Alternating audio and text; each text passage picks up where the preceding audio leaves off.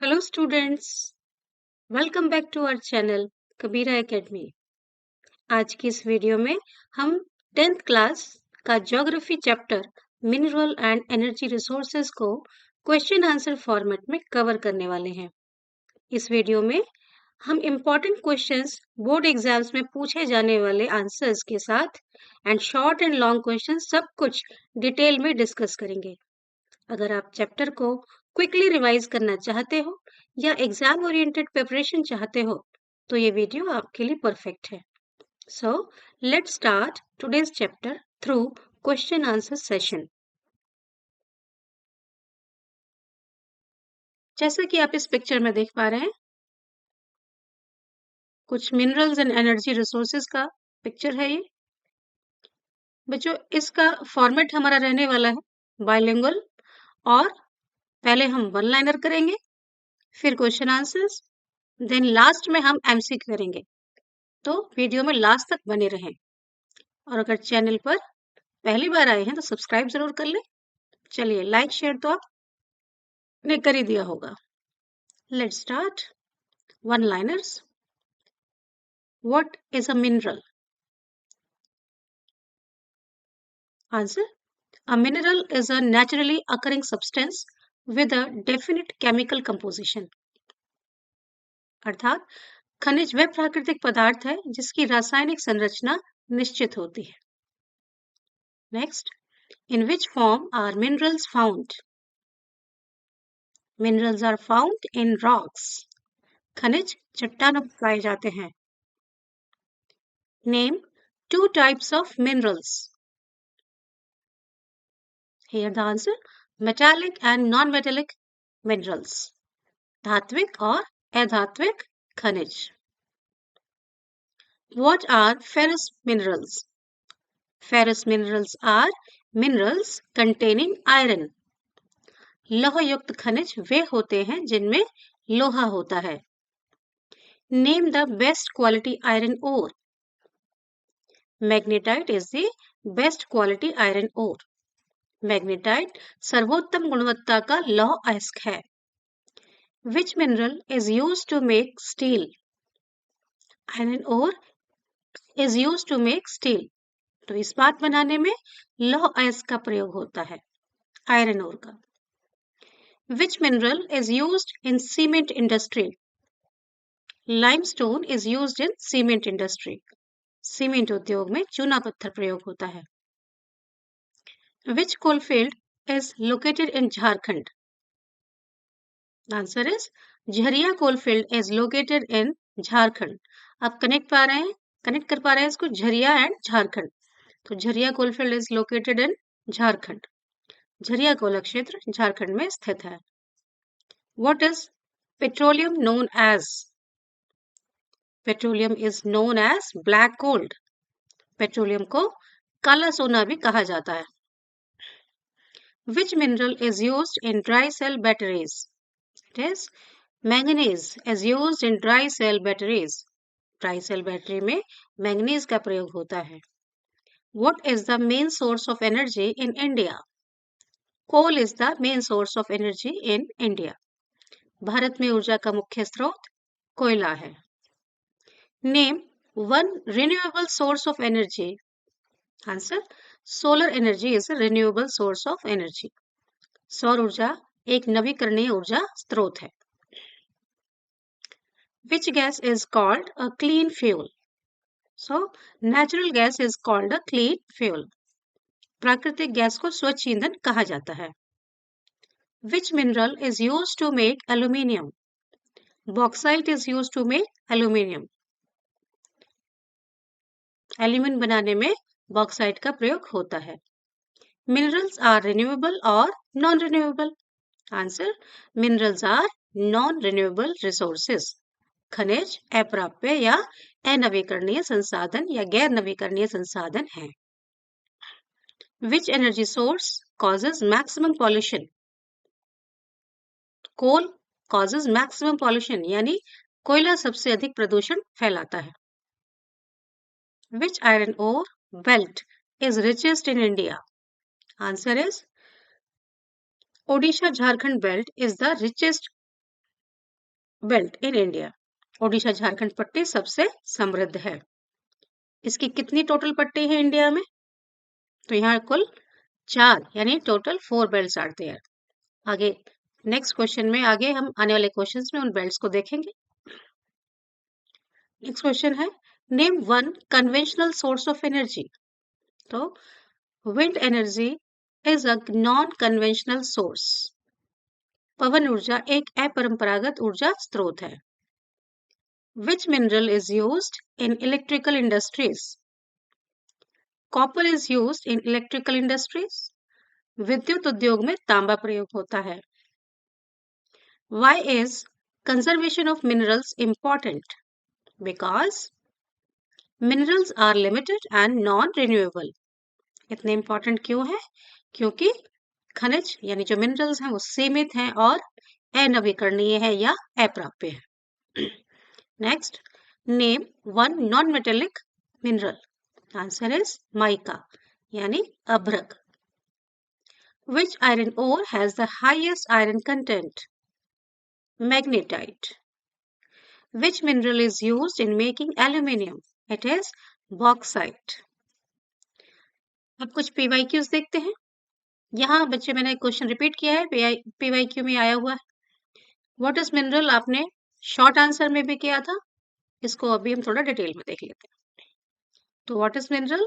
A mineral is homogeneous naturally occurring substance with a definable internal structure and a specific chemical composition. They are found in various forms in nature, from the hardest diamond to the softest talc. तो hardest example कौन सा है इसका? Diamond and the softest is talc. Hindi में देखते हैं। खनिज एक समरूप प्राकृतिक रूप से पाया जाने वाला पदार्थ है जिसकी एक निश्चित आंतरिक संरचना और विशिष्ट रासायनिक संरचना होती है। ये प्रकृति में विभिन्न रूपों में पाए जाते हैं, सबसे कठोर हीरे से लेकर सबसे नरम टैल्क तक। Differentiate between ferrous and non ferrous minerals. बच्चों यहाँ मैंने इसको लॉन्ग आंसर के अकॉर्डिंग लिखा है, तो आप इसको लॉन्ग आंसर को एक बार कर लेंगे तो शॉर्ट आंसर में कोई दिक्कत नहीं होने वाली है आपको। ठीक है, तो इसको एक बार लॉन्ग आंसर फॉर्म में करते हैं। सबसे पहले देखते हैं फेरस मिनरल्स और नॉन फेरस मिनरल्स की definition. Ferrous minerals contain iron as a primary component. They provide a strong base for metallurgical industries and are essential for the development of iron and steel. और non ferrous minerals की बात करते हैं। Non-ferrous minerals do not contain iron in significant amounts. They are valuable for their unique properties and play a vital role in various engineering and electrical industries. Here is a brief differentiation between ferrous and non-ferrous minerals. तो पहले इसको English में difference हम देख लेते हैं, उसके बाद इसका हिंदी वर्जन भी देखेंगे। यहाँ डिफरेंशिएट किया है। This is the basis for distinction, किस बेस पे इसको हम डिस्टिंक्ट कर रहे हैं, ferrous minerals and non-ferrous minerals. First one is metal content, contain iron as a primary component and it does not contain iron. Uses की बात करते हैं, provide a strong base for metallurgical industries. Give example, steel production. Used for specific engineering, electrical and decorative purposes. Characteristics की बात करते हैं, typically hard, strong and sometimes prone to rust, that means corrosion. Often more malleable, ductile, resistant to corrosion and good conductors of heat and electricity. इसके examples iron ore, manganese, chromite, nickel and cobalt. Non-ferrous के example copper, bauxite यानी aluminium, lead, zinc, gold, silver and tin. Hindi में देखते हैं इसी को। यहाँ लौह और एलॉय खनिजों के बीच संक्षिप्त अंतर बताया गया है। सेम बस हिंदी में है। अंतर का आधार या फेरस और नॉन फेरस यानी लौह खनिज और एलॉय खनिज है। इसमें धातु का सामग्री क्या होती है? प्राथमिक घटक के रूप में इसमें लोहा होता है, इसमें लोहा नहीं होता। उपयोग की बात करें तो धातुकर्म उद्योगों के लिए एक मजबूत आधार प्रदान करते हैं, यानी कि जो मेटल बेस्ड इंडस्ट्रीज हैं, मेटलर्जिकल जिसे हम कहते हैं, तो धातुकर्म उद्योगों के लिए एक मजबूत बेस है, यानी रॉ मटेरियल के रूप में ये यूज होते हैं। जैसे इस्पात उत्पादन है, स्टील जैसे बनाया जाता है। यहाँ नॉन फेरस में यानी अलौह खनिज में विशिष्ट इंजीनियरिंग, विद्युत और सजावटी उद्देश्यों के लिए उपयोग किया जाता है। ठीक है, विशेषताएं देखते हैं। ये आमतौर पर कठोर, मजबूत होते हैं और कभी-कभी जंग लगने यानी संक्षारण का खतरा होता है। और ये वाले अक्सर अधिक निंदनीय, निंदनीय मीन्स यहाँ कैसे होते हैं, मैलिएबल होते हैं, मतलब इतना ज्यादा ये तन्य यानी डक्टाइल होते हैं, मीन्स इनको खींच करके तारे जैसी चीज बनाई जा सकती है। संक्षारण के प्रतिरोधी होते हैं और गर्मी व बिजली के अच्छे संवाहक होते हैं। गुड कंडक्टर होते हैं ये हीट और इलेक्ट्रिसिटी के। उदाहरण देखते हैं, इसमें लौह खनिज में आता है लौह अयस्क, मैंगनीज, क्रोमाइट, निकल और कोबाल्ट। इसके उदाहरण है अलौह खनिज के तांबा, बॉक्साइट यानी एल्यूमिनियम, सीसा, जस्ता, सोना, चांदी और टिन। नेक्स्ट क्वेश्चन देखते हैं, गिव 3 यूजेस ऑफ मैंगनीज। तो मैंगनीज के 3 यूज आपने चैप्टर में भी पढ़ा होगा। First one is steel manufacturing, second one is dry cell batteries, paints and chemicals. आप इसको एलेबोरेट भी कर सकते हैं एक एक करके, तो आपका आंसर थोड़ा बड़ा भी हो सकता है। हिंदी में देखते हैं, पहला इस्पात निर्माण, दूसरा ड्राई सेल बैटरी और तीसरा पेंट और रसायन। Name any 3 conventional sources of energy. तो कन्वेंशनल यानी परंपरागत आपके जो संसाधन है वो कौन से हैं ऊर्जा के? कोल, पेट्रोलियम, नेचुरल गैस यानी कोयला, पेट्रोलियम और प्राकृतिक गैस। लॉन्ग आंसर देखते हैं, describe the distribution of iron ore in India. यहाँ हम 4 बेल्ट्स की बात करेंगे। तो सिर्फ पॉइंट्स दिए हैं मैंने, आप इनको एलेबोरेट कर सकते हैं अपने आंसर को बड़ा करने के लिए। तो वो 4 बेल्ट कौन कौन सी है जहाँ आयरन ओर पाया जाता है? उड़ीसा झारखंड बेल्ट है, दुर्ग बस्तर चंद्रपुर बेल्ट है, बेल्लारी चित्रदुर्ग बेल्ट है और महाराष्ट्र गोवा बेल्ट है। हिंदी में लौह अयस्क 4 प्रमुख पेटियों में पाया जाता है। कौन कौन सी? उड़ीसा झारखंड, दूसरी दुर्ग बस्तर चंद्रपुर, तीसरी बेल्लारी चित्रदुर्ग और चौथी महाराष्ट्र गोवा। इसको थोड़ा डिटेल में भी देख लेते हैं, तो आपको जिस तरह से भी क्वेश्चन आएगा आप उसको हैंडल कर पाएंगे। India possesses significant reserves of high quality iron ore, mainly hematite। याद रखेंगे कौन सा इंडिया में पाया जाता है? Mainly hematite and magnetite. Their distribution is concentrated in specific geographical belts। यानी ये जो जिस जगह पाए जाते हैं, इनकी जो पोजीशन है वो किस जगह है? तो इनका डिपोजिशन है, ये बेल्ट्स हैं जो अक्रॉस सेवरल स्टेट्स, कुछ स्टेट्स में है लगातार। तो यहाँ उड़ीसा और झारखंड बेल्ट है, और मेजर बेल्ट है in the east which with rich high grade hematite deposits in area like. तो इस उड़ीसा और झारखंड स्टेट में भी कौन सा एरिया है? मयूरभंज, केंदुझार जो कि उड़ीसा में है, और सिंहभूम झारखंड का। दूसरी बेल्ट देखते हैं, नेक्स्ट दुर्ग बस्तर चंद्रपुर बेल्ट है ये। दिस सेंट्रल बेल्ट spans कहां से कहां तक है? Chhattisgarh and Maharashtra, and is famous for super high grade hematite particularly in the Belladilla region. Third belt Bellary, Chitradurga and Chikmagalur Tumkur belt, located in कहां पर है? Karnataka. This belt contains large reserves with significant mining operations at Kudremukh and Sandur. Fourth belt Maharashtra Goa belt है।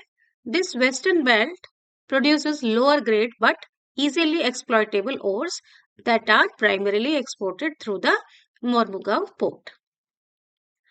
तो हिंदी में देखते हैं इसी को। भारत में उच्च गुणवत्ता वाले लौह अयस्क मुख्य रूप से हेमेटाइट और मैग्नेटाइट के महत्वपूर्ण भंडार हैं। इनका वितरण कई राज्यों में विशिष्ट भौगोलिक पेटियों में केंद्रित है। पेटियां कौन कौन सी हैं? उड़ीसा झारखंड पेटी हम इंग्लिश में भी देख चुके हैं। ये पूर्वी भारत में यह एक प्रमुख पेटी है जहां पर मयूरभंज, केंदुझार उड़ीसा वाला और सिंहभूम झारखंड जैसे क्षेत्रों में समृद्ध उच्च श्रेणी के हेमेटाइट भंडार हैं। दूसरा दुर्ग बस्तर चंद्रपुर पेटी, ये मध्य पेटी छत्तीसगढ़ और महाराष्ट्र तक फैली हुई है और विशेष रूप से बेलाडीला क्षेत्र में अति उच्च श्रेणी के हेमेटाइट के लिए प्रसिद्ध है। नेक्स्ट है बेल्लारी, चित्रदुर्ग, चिकमंगलूर, तुमकुर पेटी कर्नाटक में स्थित है। इस पेटी में बड़े भंडार हैं जिसमें कुद्रेमुख और संदूर में महत्वपूर्ण खनन कार्य शामिल है। नेक्स्ट देखते हैं महाराष्ट्र गोवा पेटी। यह पश्चिम पेटी निम्न श्रेणी के, लेकिन यहाँ पर थोड़ा लो ग्रेड मिलता है, लेकिन ये आसानी से खनन योग्य अयस्कों का उत्पादन करती है जिन्हें मुख्य रूप से मोरमुगांव बंदरगाह के माध्यम से निर्यात किया जाता है, क्योंकि यहाँ ये पोर्ट नजदीक है, तो वहां से इसको एक्सपोर्ट भी कर देते हैं। नेक्स्ट क्वेश्चन है explain the importance of minerals in human life. तो इसको हम शॉर्ट में हम और लॉन्ग में दोनों आंसर दिए हैं। Minerals are essential for industries, short में आप इस तरह से दे सकते हैं industries, energies, transport and economic development. तो ये सब के लिए हमें क्या जरूरी है, क्या इंपॉर्टेंस है मिनरल्स की, ये सब चीज के लिए हमें चाहिए, यानी खनिज उद्योग, ऊर्जा परिवहन और आर्थिक विकास के लिए ये आवश्यक है खनिज। अब थोड़ा इसको डिटेल में देखते हैं। Minerals are essential to human life, providing the raw materials for modern civilization and vital nutrients for human health. The importance of minerals can be summarized as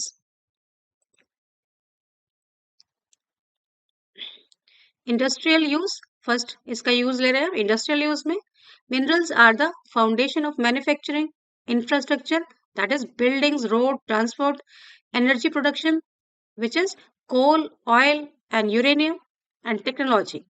They drive economic development. तो इनकी वजह से हमारा क्या हो रहा है, economically development हो रहा है। बायोलॉजिकल फंक्शन की बात करते हैं।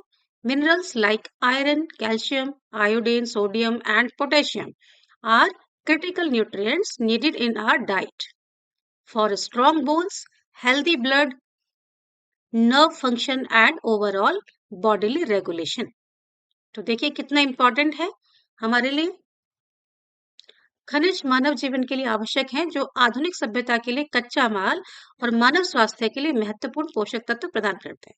तो दोनों ही सेंस में आपको बताना है, एक तो इंडस्ट्रियल इसका यूज है, दूसरा ह्यूमन हेल्थ के लिए भी महत्वपूर्ण पोषक तत्व प्रदान करते हैं। इनके महत्व को संक्षेप में इस प्रकार से बताया जा सकता है।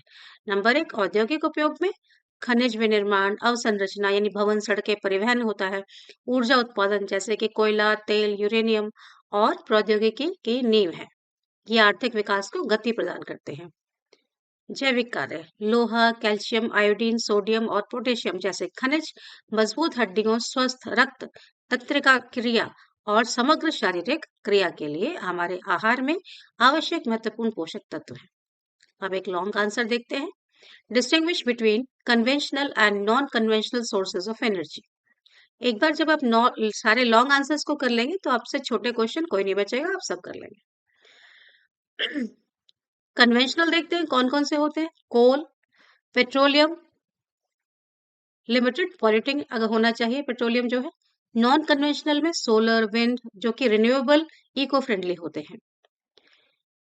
पारंपरिक, हिंदी में देखते हैं पारंपरिक यानी कोयला, पेट्रोलियम जिसकी सीमित प्रदूषणकारी हो। जो अपरंपरागत में सौर, पवन यानी नवीकरणीय, पर्यावरण अनुकूल हो।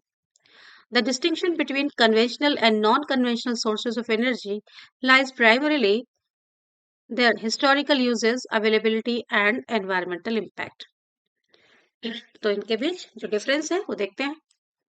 यहाँ हमने बेसिस फॉर डिस्टिंक्शन लिया है और यहाँ conventional and non conventional sources of energy लिए हैं। सबसे पहले on the basis of uses period की बात करते हैं। Have been in use for a long time, traditional है यानी कि हम शुरुआत से इसको यूज करते आ रहे हैं। और दूसरा नॉन कन्वेंशनल जो है आइडेंटिफाइड, इसको हमने पहचाना है, and developed recently as alternatives. तो कन्वेंशनल का ये अल्टरनेट हमने निकाला है।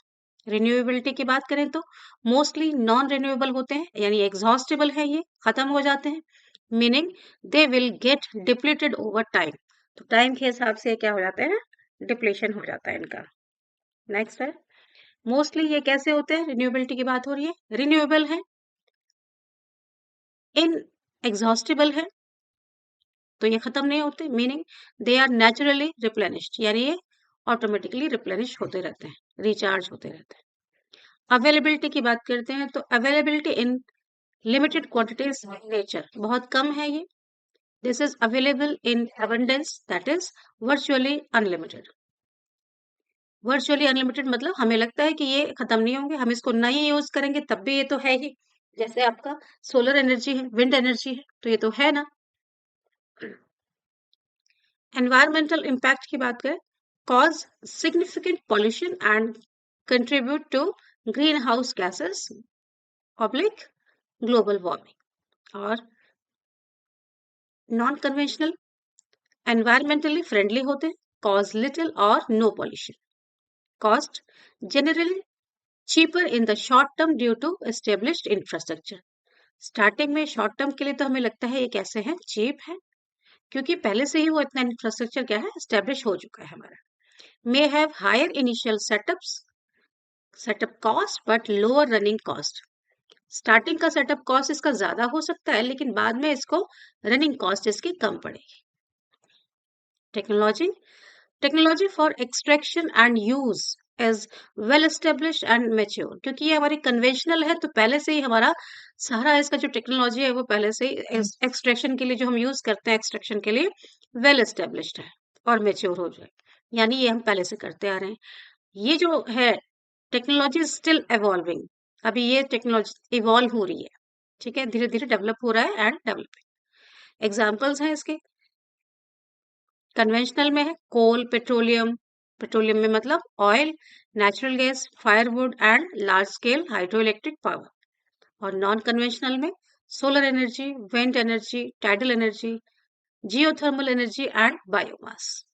अब इसी को आंसर को हम हिंदी में देखते हैं. पारंपरिक और गैर पारंपरिक ऊर्जा स्रोतों के बीच मुख्य अंतर उनके ऐतिहासिक उपयोग. तो मुख्य अंतर किस लिए है कि उसका यूज कैसे होता है, उसकी अवेलेबिलिटी यानी उपलब्धता, और पर्यावरणीय प्रभाव यानी उसका एनवायरमेंट पर क्या इफेक्ट पड़ता है. तो वही बेसिस ऑफ डिफरेंस यानी डिस्टिंक्शन. अंतर का आधार पारंपरिक ऊर्जा स्रोत और गैर पारंपरिक ऊर्जा स्रोत. उपयोग की अवधि, ये लंबे समय से उपयोग में है यानी पारंपरिक है, और ये जो हाल ही में विकल्प के रूप में पहचाने गए हैं और विकसित किए जा रहे हैं. नवीकरणीयता, ये अधिकतर गैर नवीकरणीय यानी समाप्त होने योग्य, मतलब वे समय के साथ समाप्त हो जाएंगे. और जो ये है ये अधिकतर नवीकरणीय यानी असीमित है, मतलब वे स्वाभाविक रूप से पुनः उत्पन्न होते हैं अपने आप से नेचर में. उपलब्धता, प्रकृति में सीमित मात्रा में उपलब्ध है ये, और ये प्रचुर मात्रा में लगभग असीमित हम कह सकते हैं. पर्यावरणीय प्रभाव क्या है, महत्वपूर्ण प्रदूषण फैलाते हैं और ग्रीन हाउस गैसों ग्लोबल वार्मिंग में इनका योगदान है. और जो ये नॉन कन्वेंशनल है, पर्यावरण के अनुकूल होते हैं, बहुत कम या कोई प्रदूषण नहीं फैलाते. लागत, ये स्थापित है पहले से बुनियादी ढांचे के कारण, आमतौर पर कम समय में सस्ते होते हैं. यानी अभी इनिशियली तो ये पहले से डेवलप्ड है, क्योंकि तो इसको क्या लगता है, सस्ता है. प्रारंभिक सेटअप, क्योंकि इसको अभी स्टार्ट कर रहे हैं हम, डेवलप कर रहे हैं, तो इसका प्रारंभिक सेटअप लागत अधिक हो सकती है, लेकिन चलने की लागत कम होती है, यानी रनिंग कॉस्ट कम होती है. प्रौद्योगिकी, निष्कर्षण और उपयोग की तकनीक अच्छी तरह से स्थापित और परिपक्व है. इसकी प्रौद्योगिकी यानी टेक्नोलॉजी अभी भी विकसित हो रही है और निर्माणाधीन है. उदाहरण देखते हैं इसके. कोयला, पेट्रोलियम, तेल, प्राकृतिक गैस, जलाऊ लकड़ी और बड़े पैमाने पर जल विद्युत ऊर्जा. इसमें सौर ऊर्जा, पवन ऊर्जा, ज्वारीय ऊर्जा, भूतापीय ऊर्जा और biomass. Next question. Why is conservation of minerals and energy resources necessary. तो conservation of minerals and energy resources क्यों जरूरी है. Answer is minerals are non renewable है, तो इसलिए इसका कंजर्व करना बहुत जरूरी है, क्योंकि ये नॉन रिन्यूएबल है. नीडेड फॉर फ्यूचर जनरेशन, हमारी आगे की फ्यूचर जनरेशन के लिए भी जरूरी है, ये उनको चाहिए. प्रिवेंट्स डिप्लेशन, यानी इसका जो डिप्लेशन हो रहा है उसको रोकना है. प्रमोट्स सस्टेनेबल डेवलपमेंट, और ये सस्टेनेबल डेवलपमेंट को प्रमोट करता है, इसका कंजर्वेशन. खनिजों का संरक्षण आवश्यक है, क्योंकि वे सीमित हैं और भविष्य की पीढ़ियों के लिए जरूरी है. ये तो हुआ शॉर्ट आंसर आपका. अब इसको थोड़ा लॉन्ग वे में देखते हैं, ठीक है, इसलिए मैंने आपके लिए लॉन्ग शॉर्ट दोनों टाइप से रखा है. The conservation of mineral and energy resources is necessary because they are finite and non-renewable. Key reasons क्या है for conservation? सबसे पहले limited supply. Resources take millions of years to form but are consumed rapidly. Once depleted, they cannot be replaced within a human lifespan. Sustainable future. Conservation ensures resources are available for future generations, supporting the concept of sustainable development. Environmental protection.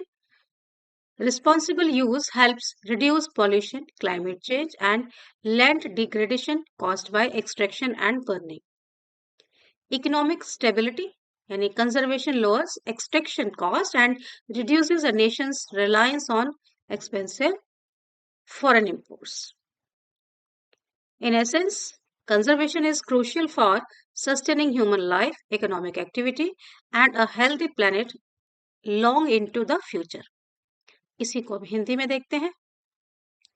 खनिज और ऊर्जा संसाधनों के संरक्षण की आवश्यकता का संक्षिप्त सार देख रहे हैं हम। खनिज और ऊर्जा संसाधनों का संरक्षण इसलिए आवश्यक है क्योंकि वे समाप्त होने वाले फाइनाइट और गैर नवीकरणीय यानी नॉन रिन्यूएबल है। मुख्य कारण क्या है इसके कि क्यों हम इनको संरक्षण जरूरी है इनका? नंबर 1, सीमित आपूर्ति है। इन्हें बनने में लाखों साल लगते हैं जबकि हम इन्हें बहुत तेजी से खर्च कर लेते हैं यानी इस्तेमाल कर लेते हैं और ये एक दिन खत्म भी हो जाएंगे। सतत विकास यानी सस्टेनेबल डेवलपमेंट। आज संसाधनों को बचा कर रखना भविष्य की पीढ़ियों की जरूरतों को पूरा करने के लिए भी जरूरी है, इसलिए हमें डेवलपमेंट करना है, बट कैसा? सस्टेनेबल डेवलपमेंट यानी सतत विकास। पर्यावरण सुरक्षा, इनका कम उपयोग प्रदूषण, जलवायु परिवर्तन और खनन से होने वाले नुकसान को कम करता है। आर्थिक कारण देखें तो संरक्षण से निष्कर्षण की लागत घटती है और देश की ऊर्जा आयात पर निर्भरता कम होती है, यानी हमें इसको इंपोर्ट नहीं करना पड़ेगा, तो एनर्जी को तो हम इसमें भी आत्मनिर्भर रहेंगे। संक्षेप में कह सकते हैं कि संरक्षण पृथ्वी पर जीवन और आर्थिक गतिविधियों को लंबे समय तक बनाए रखने के लिए एक अनिवार्य कदम है। ये क्वेश्चन पीवाईक्यू में आए हुए बच्चों, इसको आप तैयार कर लीजिएगा। On the political map of India locate and label, तो झरिया कोलफील्ड कहाँ पर है, बेलाडेला आयरन और माइन कहाँ पर है, इसको आप मैप में देख लीजिएगा। ये पीवाईक्यू है, तो क्योंकि लगातार पूछा जाता है ये, इसलिए इसको जरूरी है पूछना, लगातार पूछे जाने वाले ये मानचित्र प्रश्न थे। अब हमारा लास्ट सेक्शन आया है इसका एमसीक्यू का, तो बने रहिए आप हमारे साथ।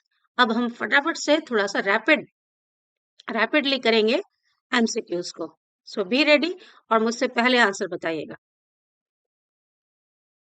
Which one of the following is a metallic mineral, निम्न में से कौन धात्विक खनिज है?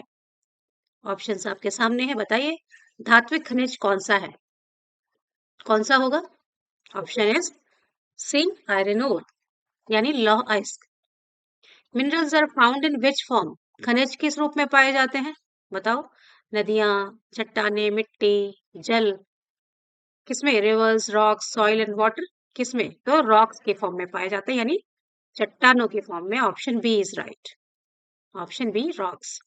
Question number 3, which mineral has the highest iron content, किस लौह अयस्क में सबसे अधिक लौह तत्व होता है? कौन सा होता है? हेमेटाइट, मैग्नेटाइट, लिमोनाइट, साइडराइट, तो कौन सा है? Magnetite, option B is right. Next is which of the following is a ferrous mineral, तो कौन सा है, निम्न में से कौन सा लौहयुक्त खनिज है? आंसर आपके सामने आ ही गया है, लौहयुक्त, ऑप्शन सी यानी manganese. Which mineral is used in making cement, cement बनाने में कौन सा खनिज प्रयोग होता है? कौन सा है? Coal, sorry, right answer is option B limestone. Option नहीं पढ़ते, सीधा आपको आंसर दिखाई रहे हैं, तो option B is right, limestone. Jharia coalfield is located in which state, अभी ये क्वेश्चन हमने पढ़े थे पहले, तो झरिया कोलफील्ड कहाँ पर है? ऑप्शंस आप देखिए, झरिया कोयला क्षेत्र किस राज्य में है? तो ये झारखंड में है, option B. Which one is a non metallic mineral, निम्न में से कौन सा अधात्विक खनिज है?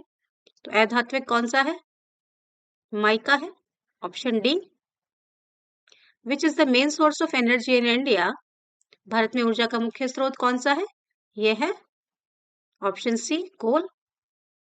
विच mineral is known as the black gold?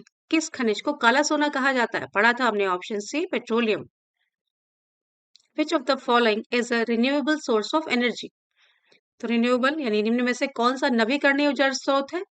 तो नवीकरणीय कौन सा होगा? Solar energy, option D. Which belt is richest in iron ore? कौन सी पट्टी लौह अयस्क से सबसे समृद्ध है? तो कौन सी है? Odisha, Jharkhand, option B. Which mineral is used in dry cell batteries? तो कौन सा था? बताइए। मैग्नीज यानी option C. Dry cell battery में कौन सा खनिज प्रयोग होता है? तो होता है manganese. Which source of energy causes maximum pollution? कौन सा ऊर्जा स्रोत सबसे अधिक प्रदूषण फैलाता है? तो कौन सा है? कोल, ऑप्शन सी, कोयला। Which gas is considered a clean fuel? कौन सा है? किस गैस को स्वच्छ ईंधन का माना जाता है? तो वो है नेचुरल गैस यानी option B. Minerals are resources,